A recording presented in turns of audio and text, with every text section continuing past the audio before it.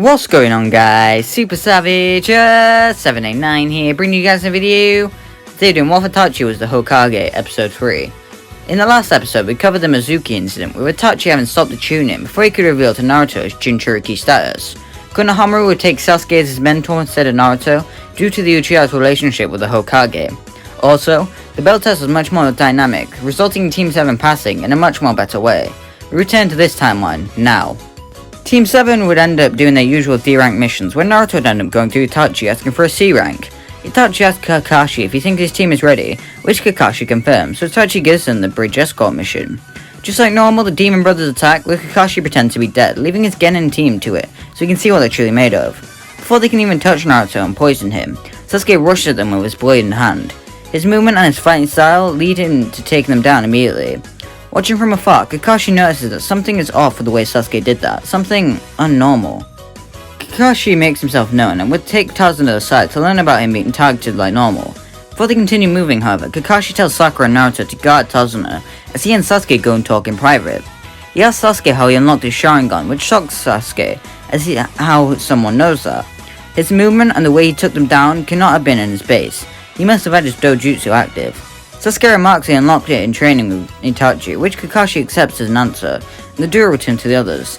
They don't notice as a crow flies overhead. As they move, Naruto ends up killing the rabbit. Kakashi begins fighting Zabuza, ending up with the Jonin trapped in Zabuza's war prison. Zabuza would believe that the only way for Kakashi to be freed is with his Genin saving him, which would make him not take notice of Kakashi.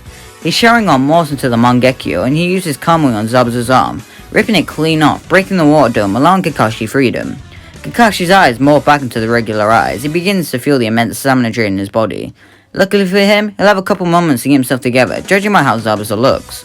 His eyes become crazed and insane as he is confused at what occurred. He doesn't recognize that kind of jutsu. Before Kakashi and Zabuza can begin fighting, a couple Senmon impact Zabuza's neck as Haku arrives and takes Zabuza's body like normal. When Zabuza awakens, he sees that his elbow has been stitched up, where his arm was lost. Haku confesses that he couldn't find Zabuza's arm, but he tells his tool that it's fine.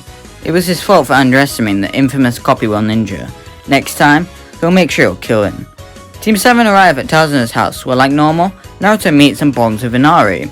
Since Kakashi isn't bedridden since he's trained his Sharingan for a little bit over half a decade, he'd be able to move. So he offers to train Team 7, which Sakura and Naruto both agree with. Sasuke however refuses him and leaves to train on his own. They find it weird, but it seemed to work for him so far. Naruto and Sakura both learn tree walking like normal, and Naruto meets Haku and all that good stuff. Sakura may even learn water walking in this timeline. On the bridge, Haku and Zabuza show up, where of course the battle occurs. Kakashi and Zabuza fight, however there is different as to why it wasn't canon. Since Haku intervened before Kakashi and Zabuza could continue fighting, Kakashi never used the Genjutsu on Zabuza to make him believe Kakashi could see the future. So, the fight on the bridge goes like that fight did prior. Meanwhile, Sasuke would be using Sharingan off the bat to fight off Haku. He'd be able to battle handle Haku and dodge his water needle jutsu with ease, before retaliating with a hard kick that breaks Haku's mask easily. Haku would end up using his crystal ice mirrors and begins to do some work on Sasuke, as he can move at the speed of light and damage him very quickly. His Sharingan does help, however not very much. Naruto rocks up and leaps into the ice mirrors, where he recognizes Haku immediately. Haku would make his ice mirrors dissipate as he and Naruto talk, with Sasuke staying out of it. Their conversation ends the same, with Haku telling Naruto to kill him. This is much earlier in the fight, Haku wouldn't dip to take the blow for Zabuza, and instead allows Naruto to end his life with a kunai, making Naruto begin to cry. Back over Kakashi and Zabuza, neither would pay any attention to Haku's death, as Zabuza becomes more and more crazed as his fighting style becomes more and more sloppy. It allows Kakashi to hit Zabuza with a ride carry that kills him with success. Gato and his men rock up on the bridge and begin to mock Zabuza and Haku, which annoys Naruto. He leaps in front of his allies and barks at him to shut up, making Gato and his men chuckle. Walking up to Naruto, the businessman asks him what he'll do, with Naruto not having an answer. This makes Gato grin as he straight up slaps Naruto in the face, taking him to the ground to everyone's shock. Seeing someone disrespect his teammate, Sasuke rushes over to Gato at a speed he can't keep up with, and does that weird half hug to him that he did with Naruto after they first met after the time skip. He tells Gato that Naruto is too appeared to kill him, but he isn't. Before Gato can react, Sasuke's sword is lodged deeply into his heart. Then Gato falls backwards and dies. All of Gato's men get riled up at their boss's death by a mere Genin.